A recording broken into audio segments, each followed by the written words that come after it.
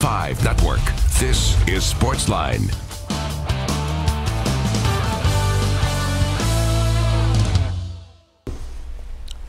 Hey there, Sportsline on your television. Steve Layman here with you. Glad you are here with us on this Monday night on News Channel 5 Plus. Another big weekend in the books. Back to another big week of sports. Predators already underway for this week.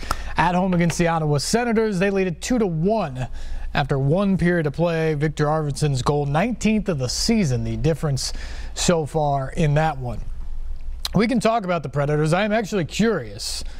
We're a week away from the trade deadline at this point, but furthermore, from this Preds standpoint, this is a team that's right on the cusp of being in first place in the Central Division. They're battling for the best record, not just in the Western Conference, but for the league as well. Yet they've lost their last two games, both at home, kind of frustrating performances there. Really, it's probably been about 2 weeks since they've played really well for a full 60-minute effort against somebody. How concerned are you? And maybe the bigger question is, we're 1 week away from the NHL trade deadline. I've said for a while that if I'm David Poile, I don't get very aggressive here, because I think you have a roster that we saw last year could get to the Stanley Cup final.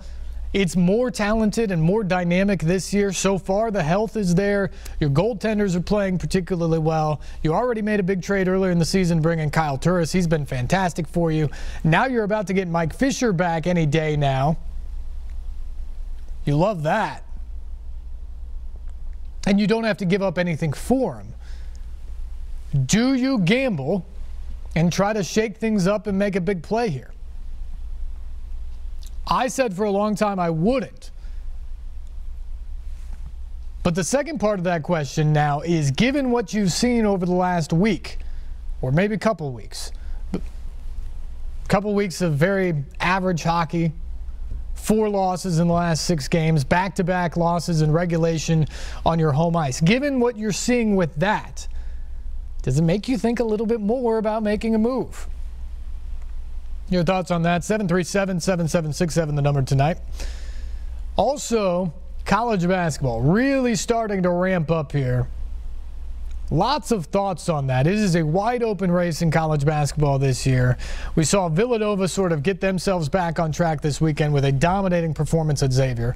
The Wildcats once again look like an NCAA title contender. Virginia looks phenomenal. Michigan State rallies back from 27 down to beat Northwestern at Northwestern this weekend. Michigan State, to me, is maybe, if you put a gun to my head and said, give me one team to win the national championship right now, I wouldn't feel comfortable with it, but I would probably go with Michigan State, given that scenario.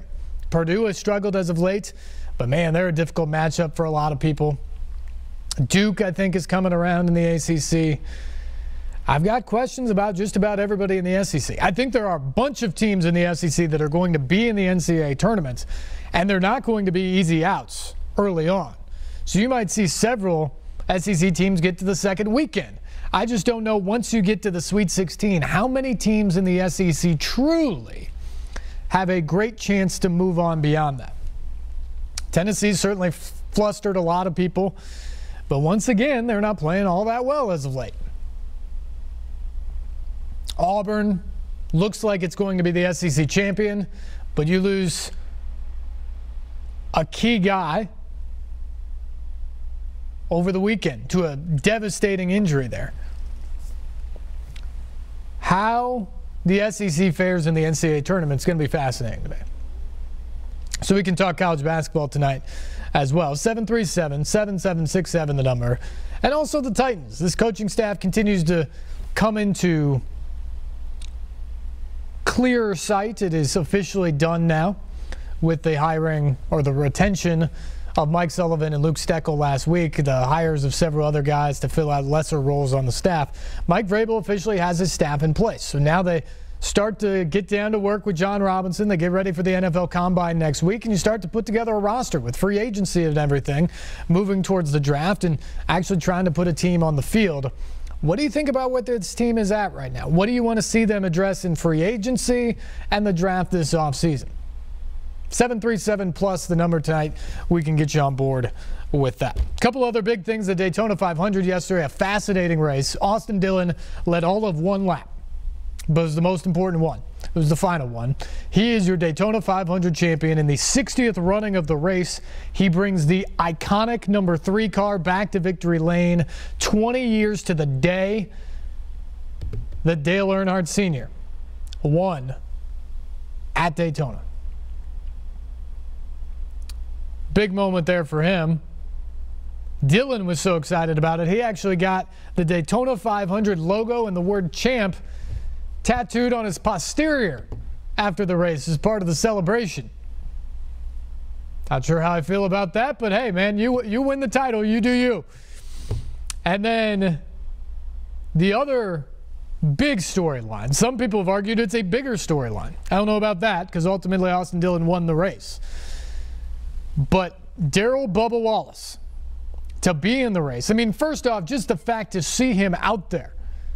1969 was the last time you had a black driver in the Daytona 500. And for Bubba Wallace to be out there, one, that's something to celebrate right there. But two, he's right there at the end. He finishes second. It was a near miss yesterday for him for doing something truly historic at Daytona. So I think you have a couple of great stories there. Obviously, you have the big one at the end as well that set up the green-white checkered finish. Daytona never disappoints, does it? And it did not again yesterday. You had some great storylines there. College basketball, as we mentioned, big news today. Middle Tennessee into the top 25 in the Associated Press Bowl for the first time ever. The Blue Raiders are ranked 24th, 22-5 on the year. They've won 9 in a row. They're on top of Conference USA.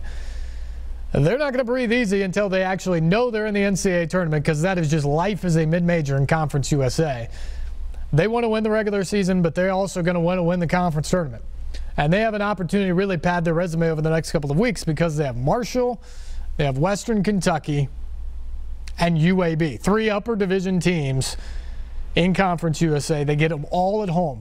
This is a team that has won 12 true road games this year, most of any team in the country. Now they have the opportunity at home to pad that resume a bit before you get in to the Conference USA tournament. And for Middle Tennessee, that's important because the knock on the resume, 22-5 is great, but you've got no wins against the top 50. No really marquee quality win against a team that is probably in the NCAA tournament. And only 3 against the top 100. You've got 3 more chances here to get top 100 wins probably. That helps your resume in a big way as you move towards Selection Sunday if you need the at-large bid. But for Middle Tennessee, which has made its mark as an underdog and the plucky school that keeps surprising people in the NCAA tournaments, this is kind of a moment that everybody takes notice. Now you're the team that crosses on the bottom line as they release the rankings or when your score is played every day. You know, you're up there. You're in that group of teams in the top 25. They're going to show your highlights because you're in the top 25. So this is a huge honor for Middle Tennessee to get to this point. Something they should enjoy, but as Kermit Davis said, if you enjoy this, it's just more incentive to keep working harder because the stakes only go up from here. The opportunities only go up from here. So we'll see what Middle Tennessee can do with that. Nick King, a monster game on Saturday night as Kermit Davis won his 400th career Division I game. What a marvelous career he has had. He's a real treasure down there in Murfreesboro. He's put that program on the map. He's put the school on the map. It is a wonder more teams have not come calling from the major conferences for his services because there is no doubt that he could succeed and coach at that level. He is happy there. He's well paid there. He's doing a great job there. And I certainly want him to be there as long as he wants to coach. But it is a wonder that other teams around the country have not come calling because the job he has done there and putting them on the map has been absolutely fantastic. Vanderbilt, another win at home. Now 5 in a row. They beat Florida on Saturday, coming back from 11 down in the second half. Jeff Roberson is the SEC Player of the Week. He was great in that game. He was great earlier. And right now, if Vanderbilt's at home, if they're in Memorial Gym and have that Memorial magic, I'm not sure who beats them That's how well they're playing there. The question is, at 11-16 and this late in the season, can you get it going on the road? And can you just get yourself to a point that, one, you have the matchups that you can make a run, and two, you're playing well enough to make a run in the SEC tournament in St. Louis. Tennessee needs to be a little worried about their performances as of late. They're getting out-toughed and getting outplayed in some of these games. This is still a very good basketball team, a team that is going to the NCAA tournament and I think can be dangerous there. But they're not playing particularly well right now, and that is the challenge for Rick Barnes. Grant Williams looked like a tired guy, maybe a beat-up guy in the game on Saturday at Georgia. They have to get him going because this is not a great Tennessee team, particularly on the perimeter offensively. So you rely an awful lot on Grant Williams, who's a high-efficiency guy inside, to give you points. And if he isn't efficient and doesn't give you those points, now all of a sudden you're asking a lot of those guards. You're asking a lot of that offense, and I'm not sure they can live up to that in the NCAA tournament, or they're in March, in the postseason setting. And how about Belmont? Dylan Windler, 36 points, 20 rebounds on Saturday night against Morehead State in a blowout win. He, of course, was the OVC Player of the Day today. That is no surprise. And then how about the Belmont women continuing their roll up to number 23 this week in the AP poll on the women's side of things. So there's a lot going on. We'd love to hear from you tonight. 737-7767, the number. Call us up. Your thoughts on any of these issues, or really wherever you want to go with this. We will get to that and more as we continue on here on Sportsline on News Channel 5+.